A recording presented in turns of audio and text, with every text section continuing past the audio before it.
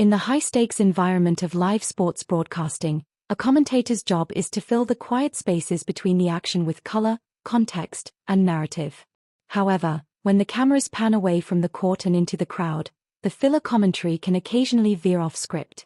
For veteran BBC tennis commentator and former British number 1 Andrew Castle, this transition has multiple times landed him in the middle of a raging social media courtside debate.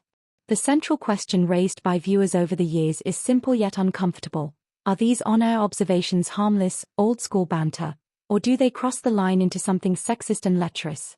The incidents under the microscope.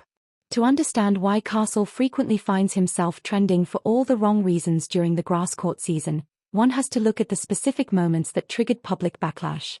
The most notable flashpoint occurred during Wimbledon in 2016, amidst the fairy-tale run of British underdog Marcus Willis. As the cameras zeroed in on Willis's partner in the player box, Castle remarked on air, "It's a tough life, guys, it's a tough life." He then proceeded to discuss her appearance rather than the match context.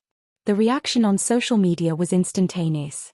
Viewers immediately labeled the remarks as creepy, unnecessary, and deeply outdated, arguing that a male commentator would rarely fixate on the physical attributes of a male player's partner in the same manner. This wasn't an isolated debate. Over several tournament cycles, audiences have noted a recurring tendency to focus heavily on the women in the stands, whether it's the beauty of players' partners, celebrities in the royal box, or spectators enjoying the sunshine. Sexist, lecherous, or just a bygone era. When assessing the criticism aimed at Castle, the internet public generally splits into two distinct camps. The modern critique. Critics argue that this style of commentary reduces accomplished women to mere visual set dressing. In a sport that boasts some of the greatest female athletes in human history, shifting the narrative focus to the aesthetic appeal of women in the crowd feels, to many, inherently sexist. Critics suggest it carries a patronizing, lecherous undertone that alienates younger, more progressive tennis fans. The traditionalist defense. Defenders argue that the backlash is an overreaction driven by hypersensitive online culture. From this perspective, Castle is simply deploying a traditional, light-hearted British broadcasting style, attempting to inject a bit of casual glamour and human interest into long, drawn-out broadcast blocks. They argue it lacks malicious intent and is merely a reflection of a commentator trying to mirror the breezy, summer holiday atmosphere of the tournament. The core of the issue isn't necessarily malice, it's relevance.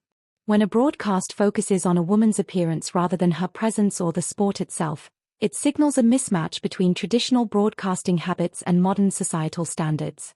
The evolving court of public opinion. What these recurring controversies truly highlight is the rapid evolution of broadcasting standards.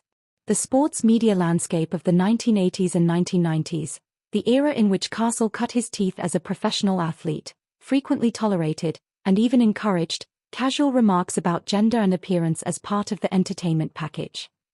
In the modern era, however, the microphone captures everything, and the audience acts as an instant, unfiltered focus group. Today's viewers expect sports coverage to remain professional, egalitarian, and focused on the exceptional athleticism on display.